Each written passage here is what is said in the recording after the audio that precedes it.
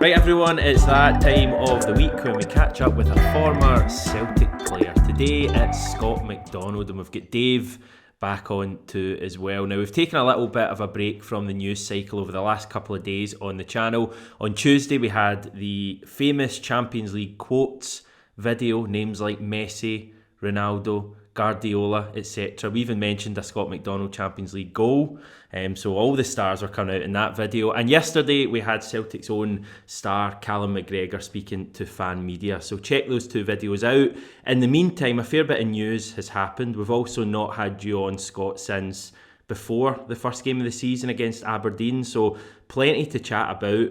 What have you made of our first three games? 3 wins, 10 goals scored, 1 conceded. Almost flawless.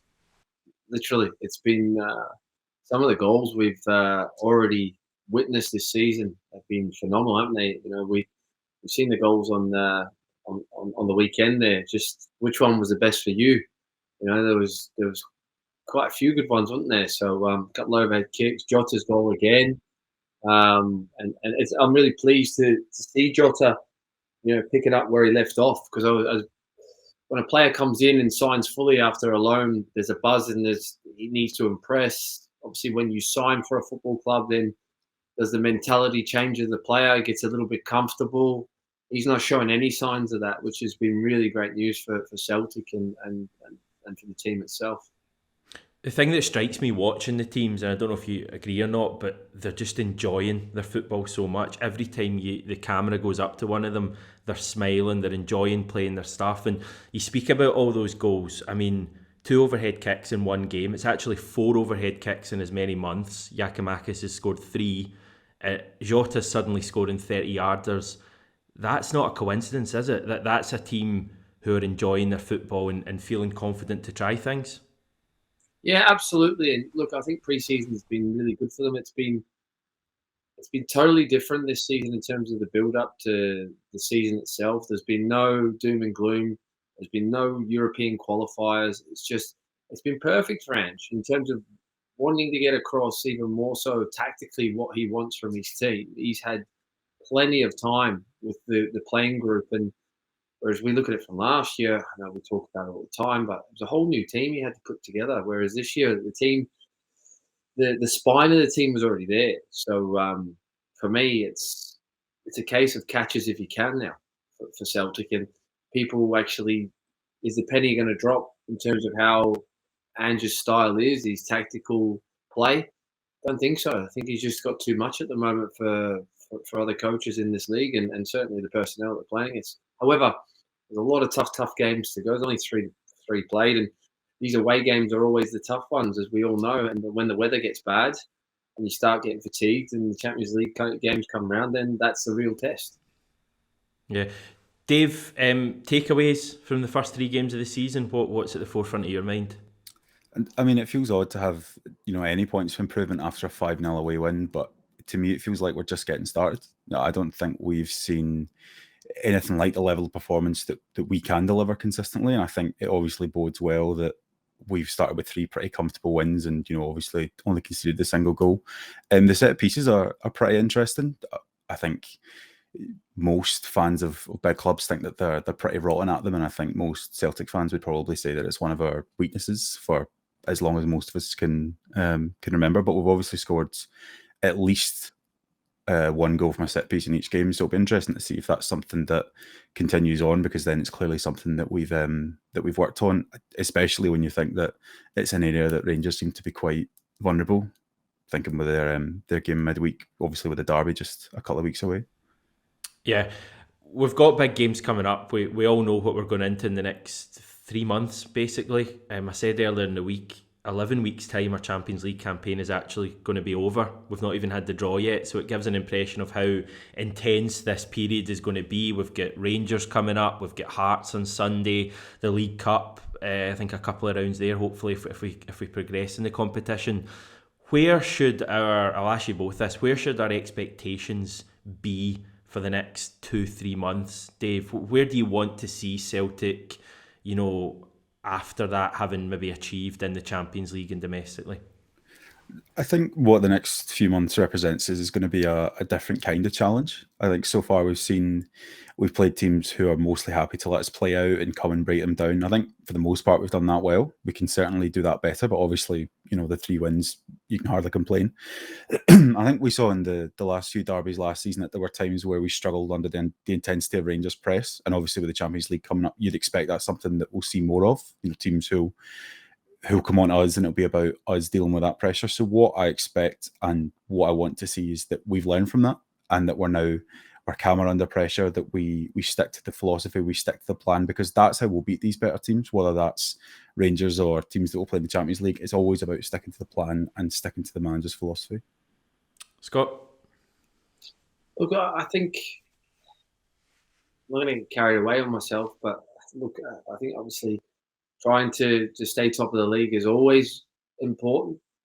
Depending on the draw, obviously being in pot 4, you just don't know who you're gonna get. But the home record in European football of late hasn't been good enough for Celtic. You would have to say that's where in the past, in the history of it, that Celtic have had huge successes when they've had good results at home and able to progress to whether it's round of 16 or Europa League. It's been we've had some good away ones, but that home form's just gone away. So I'd really like to see that get back to what it was before, if Ange can bring that back.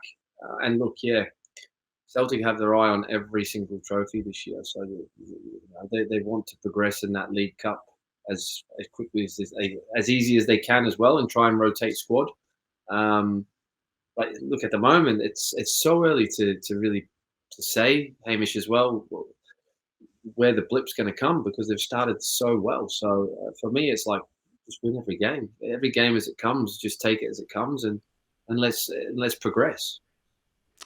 Well, Ange is certainly looking to progress the strength of the squad as well, and the big story today that you guys will probably have caught is the chat growing around Sead Haksabanovic, the Rubin Kazan, I'm going to say winger.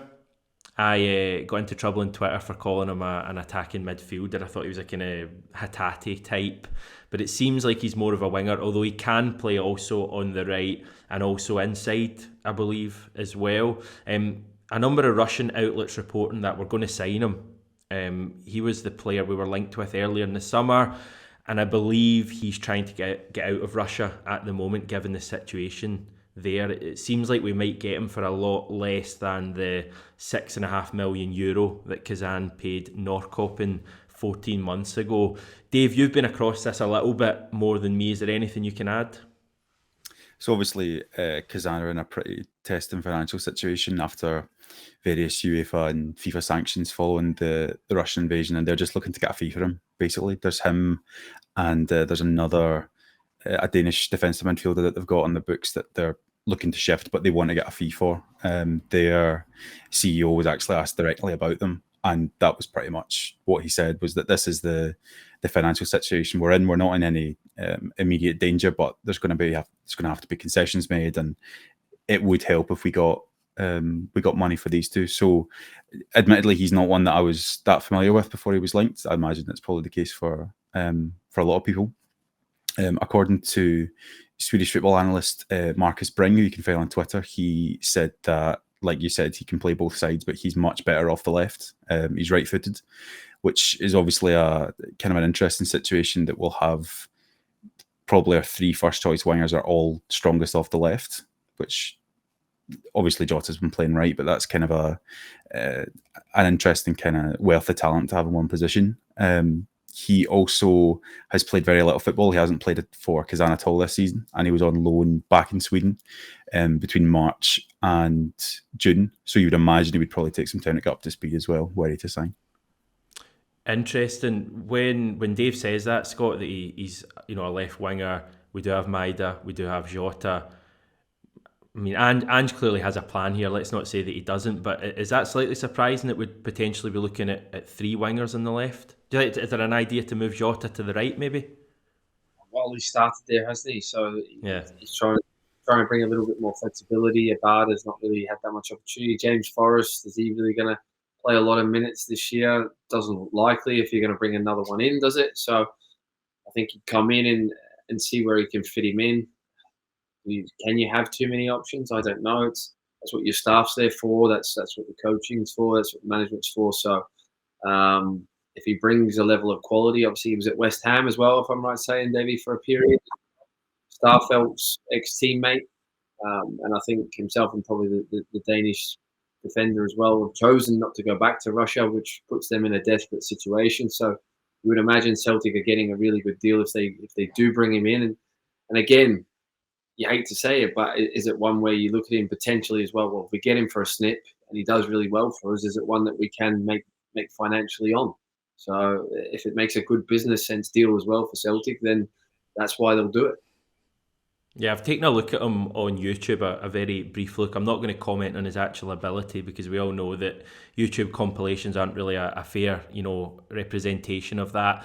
He is pretty small. He's 5'9", low centre of gravity, very right-footed. I mean, Dave, you said he's right-footed. I would say he's like very right-footed. Every clip you see of him is him drifting inside. He's not the kind of winger, judging from the clips, that's going to go down the line, maybe like an Abada would, or a Maida is probably a better example. He seems like the kind of player who's going to cut inside and seems very different from what we have there at the moment, Dave. Would that be fair? Yeah, that sounds fair. And I think, like Scott said, there's obviously there's a pedigree there. He's got 18 caps for Montenegro, and he's maybe not reached the heights that he was kind of touted for at the start of his career. I think he made his full debut in the Swedish league at 15. He's the second youngest ever debutant at that level, and I think he was tracked by big clubs in England, possibly I think also Real Madrid, before he signed for West Ham, and then didn't really get a look in before he returned to Sweden. But as you say, it's a deal that if we can get it at a cut price, it could turn out to be a very good one. That's nothing new, that kind of CV, Scott. From you look at a number of the players who've signed under Ange, and a lot of them have had those kind of big early moves in their careers, and it hasn't quite worked out, but they come to Celtic hopefully hungry to really succeed.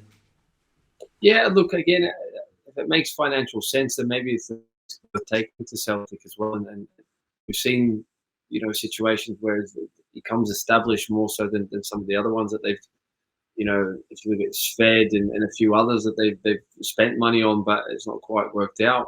This happens in football, but he does come with a level of pedigree before going to Rubin Kazan that he was a top player. So I think Celtic can help revitalise, players as well. Playing in this sort of team as well does help the attacking style of football that Ange plays. And you just wonder if he's got thoughts, Ange, that is, in terms of if he's bringing another attacking player in, like you said attacking midfielder, Hamish, has he got thoughts? And maybe if O'Reilly's not going to play, who else is going to play in that role for Celtic as well? Does that free up one of the wingers to maybe try and invent them into that as well at some stage? Or does he come in and be that as well? Because that's probably the one position where a little bit light. I know David Turnbull could play in there, or you play 2 8s instead of a 10 sort of thing, and O'Reilly plays that sort of 8/10 anyway. But possibly he's looking at that as well, thinking maybe if O'Reilly gets injured, what we playing in there? What else can we change if that's not happening?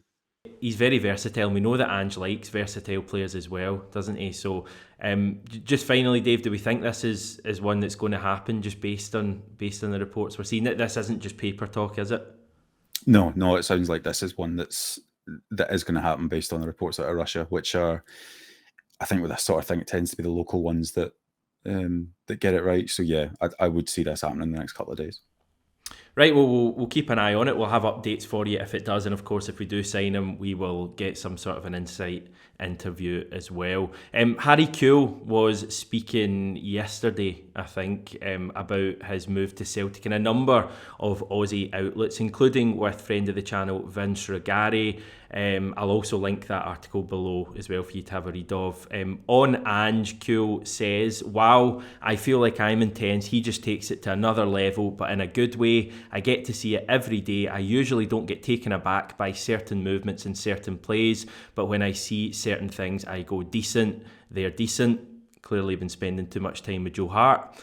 The one thing he does paint is the clearest pictures. You would have to be silly not to understand it, because he picks out everything and he will show you, and then you can't argue with it because it's there. It's in black and white, plus it's in colour, plus it's on video, plus it's on the pitch. It is as clear as day when it comes to the messages, and I think that's why the players love it. Really interesting stuff in that article. Also spoke about Aaron Moy, spoke about the Champions League. Have you seen any kind of Harry Kewell imprint on this Celtic team so far, Scott?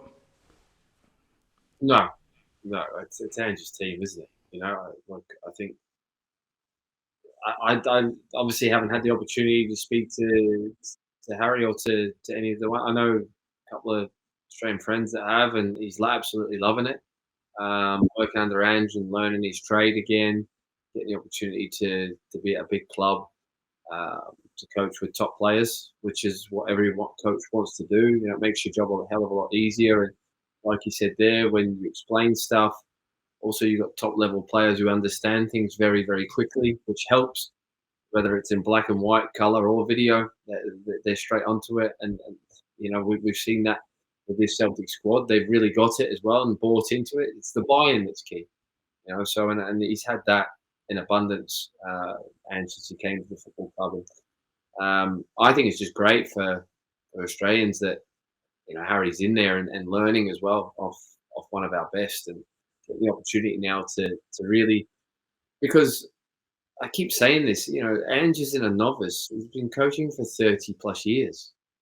So if you look at that in any sort of industry, any work life, you're going to be very, very good at your job, and you're going to learn a hell of a lot about what works, what doesn't work, and a lot about yourself and what you believe in. So, he's at the top of his game, very top of his game. So to get the opportunity like that for Harry is unbelievable, and for everyone that's in there as well. So for me, I think Harry, in the end, is going to be a better coach and maybe even a manager probably at the end of this, wherever he's going to go. But his tenure here at obviously the clubs, I think it's important for them as well. I said this the last time we spoke, and having an attacking coach there, because Celtic like that, I think, having that one on the different side of it where they're all defensive coaches last season, having Harry there now to go and put his arm around the strikers and understand them and speak to them on a different level, because like he says about Ange is a little bit more distant as well. Harry's very, very bubbly, very jovial, always was great character in the changing room, and he'll be giving that to the Celtic players as well. Yeah, he's not ruled out a return to management after he's finished at Celtic as well, so it'll be interesting to see if that happens there. In terms of other stuff, we got a few ticket updates from the club yesterday. The club have been doing this new thing where they actually announce how many away tickets they've received for a match, which I think is quite, it's quite good in comparison to last year, very transparent. They've been given 2,905 tickets for Tannadice next weekend and 2,957 for the cup match against Ross County, where I believe we've got a bigger allocation than normal. So that's the two big away games we've got coming up soon. Switching it up slightly, Scott, whereabouts in Australia are you? I'm in the Gold Coast, Queensland. Is Melbourne nearby? Melbourne's home, where I was born. It's a couple of hours away on a flight, though. Do you know a suburb called Forest Hill? I do, yes. Yeah, yes. Not one I'm from, though. It's a very weird thing we're doing right now. Basically, tomorrow's video is coming from Forest Hill, Melbourne, where we're at a club called Nunawading City FC. I do know them. I do know them well, yeah. Earlier today, I caught up with the brains behind tomorrow's video, which is basically a talk about Ange Postecoglou and Nunawading City. So I spoke to Nick Demetrakis as well as Scottish forward Archie McPhee. You've got the mural of Ange behind you guys. I can see him staring intently at me right there behind you. He's alongside Pep Guardiola and Johan Cruyff. We'll find out more about that tomorrow, Nick. But first of all, just tell us about the links that Ange has to your club. Ange gave birth to the philosophy here 14 years ago, so we're probably the little sibling in comparison to Celtic at the moment, and so 14 years later there's a lot to talk about. in regards to the legacy he left at this club. And in terms of the first team at the moment, Archie, you play quite an exciting brand of football. Nick sent me a goal from the weekend, and it's very much the way that Celtic fans will be familiar with Celtic playing. Yeah, I mean, it's just exactly the same style of play as Celtic. Fast, fluid, attacking football. Look to play it from the back and just try and get the ball forward and score as many goals as we can. We're a bit possession-based football inside. It's great to play, and the amount of opportunities that they create for me, it's brilliant. And as a Scottish guy who's moved out to Australia, it must be exciting for you to see Ange almost doing the opposite and doing so well in Scotland, and also a host of other Aussies doing well as well. Yeah, it's great. I mean, obviously Ange didn't really get a chance when he first signed for Celtic. A lot of people doubted him, but when I came over to Australia, they talked so highly of him, and it just, you can see it. Just you see the knowledge of the game he's got, and just how the style of play he's implemented at Celtic. He believed in the style of play, and it's reaping its rewards just now. Yeah, it definitely is. Nick, you must be loving watching Ange doing so well in Scotland. Yeah, we ride every bump and every goal and every disappointment. I remember 5 minutes to go in that first round against Aberdeen, and the commentators were getting frustrated. The ball was going side to side, and they wanted that ball to be whipped in. And credit to the philosophy, every player was very disciplined, and they waited for that right opening that came from the left back at the time, and that changed Celtic forever, I believe. And in terms of tomorrow's video that's going out, Nick, what can the viewers expect to find out about Ange? There'll be a lot of insight on his personality traits that people would find interesting, and whether it's dealing with seniors or whether it's dealing with juniors or whether it's at local community, Ange is very consistent with the way he conducts himself, and that's probably the one thing you'll hear right along. And you, just to let everyone in on the secret, you're the brains behind this entire thing. You came to me with this idea, and you wanted to get a group of people who knew Ange chatting about Ange. So what was the reason for that? I think it's very important to let people know Ange has proven himself even local community, and it's not just at the top end. And local community has an important role in the development of our future generation players. And we're seeing one now here in Australia, Jake Brimmer, which we hope one day might end up at Celtic.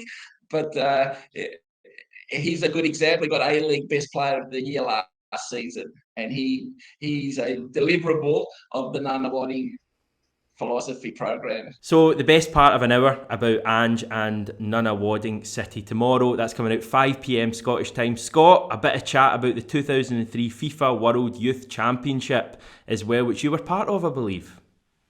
Yeah, I was. Hopefully it'll be good things. As said, probably that was actually the tournament where he dropped me as captain. So there you go. You might hear about that tomorrow. Was that the worst decision he ever made in his whole career? No, absolutely not, because we won the game. So it was the right one. For him it was. It just wasn't right for me at the time. But that's, again, I talked about that. That's how ruthless he could be. He makes tough decisions, and that's what makes him the manager he is. Yeah, so that's tomorrow's video. Plenty of chat about Ange from loads of people who know him, so keep an eye out for that. Then on Saturday, we'll be back. We'll look ahead to the game against Hearts.